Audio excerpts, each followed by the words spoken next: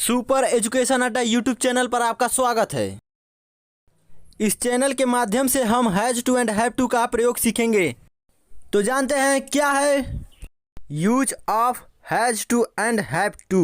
सबसे पहले जान लेते हैं कि has to and have to का प्रयोग किस प्रकार के वाक्यों में किया जाता है। जब वाक्यों के अंत में ना है, नी है, ने है या ना पढ़ता है, नी पढ़ते हैं, ने पढ़ते हैं इत्यादि शब्द आए तो उस समय has to and have to का प्रयोग किया जाता है। उदाहरण के तौर पर जैसे मुझे दिल्ली जाना है या मुझे दिल्ली जाना पड़ता है या उसे खेलना है या उसे खेलना पड़ता है। इस प्रकार के वाक्यों की अंग्रेजी बनाने के लिए has to and have to का प्रयोग किया जाता है। तो आइए इसकी अंग्रेजी बनाने के कुछ नियम जान लेते हैं। इसमें ही, सी, इट तथा सिंगुलर सब्जेक्ट के साथ हैज टू का प्रयोग किया जाता है और आई, वी, यू, दे तथा प्लूरल सब्जेक्ट के साथ हैव टू का प्रयोग किया जाता है।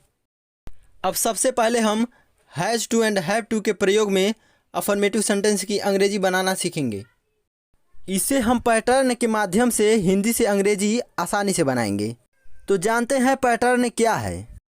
सबसे पहले सब्जेक्ट यानी कर्ता प्लस हैज या have plus two plus V1 plus object. अब एक हम एग्जाम्पल लिखते हैं। जैसे मुझे पढ़ना है तो हम पैटर्न के माध्यम से सबसे पहले सब्जेक्ट मुझे की इंग्लिश यानी आई लिखेंगे और हमने बताया है कि आई, वी, यू, दे तथा प्लूरल सब्जेक्ट के साथ हैव टू का प्रयोग किया जाता है। तो इसलिए आई के बाद हैव टू, उसके बाद पैटर्न के माध्यम से हम वर्ब का फर्स्ट फॉर्म यूज करेंगे यानी पढ़ना की अंग्रेजी फर्स्ट फॉर्म के रूप में रीड। इसके बाद इस वाक्य में कोई ऑब्जेक्ट तथा कोई अन्य शब्द नहीं है तो हम इसके बाद फुल स्टॉप लगा देंगे। अब हम एक ऑब्जेक्ट के साथ वाले वाक्य की अंग्रेजी बना लेते हैं। एग्जाम्पल नंबर 2, उसे दिल्ली जाना पड़ता है। इस वाक्य की अंग्रेजी बनाते समय सबसे पहले उसे की इंग्लिश ही लिखेंगे।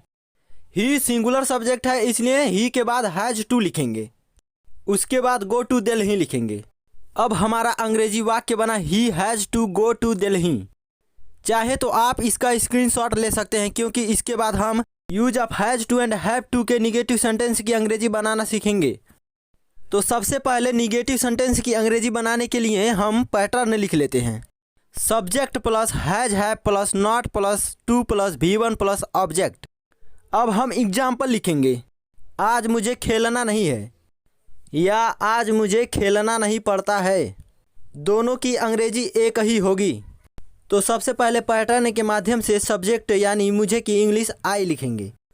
आई के साथ हैव, उसके बाद नॉट, उसके बाद टू और ऑब्जेक्ट के रूप में खेलना की अंग्रेजी प्ले लिखेंगे और अंतिम में आज की अंग्रेजी टुडे लिख देंगे।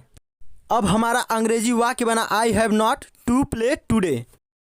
अब हम जानेंगे has to and have to के प्रयोग में इंटरगेटिव सेंटेंस की अंग्रेजी किस प्रकार बनाई जाती है। सबसे पहले इंटरगेटिव सेंटेंस का पैटर्न लिख लेते हैं।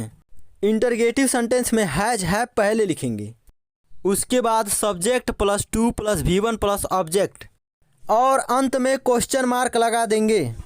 अब हम एक इंटरगेटिव सेंटेंस का एग्जाम्पल लिखेंगे। क्या आपको पत्र लिखना है या क्या आपको पत्र लिखना पड़ता है। तो हम इसकी अंग्रेजी पैटर्न के माध्यम से सबसे पहले सब्जेक्ट प्लूरल होने से हैव लिखेंगे, उसके बाद सब्जेक्ट यानी आपको की अंग्रेजी यू लिखेंगे, यू के बाद टू लगाएंगे और उसके बाद लिखना की अंग्रेजी राइट लिखेंगे और पत्र की अंग्रेजी लेटर लिखने के बाद अंत में क्वेश्चन मार्क लगा देंगे। अब हमारा अंग्रेजी वाक्य बना have you to write letter. आज का टॉपिक यहीं पर हमारा समाप्त होता है।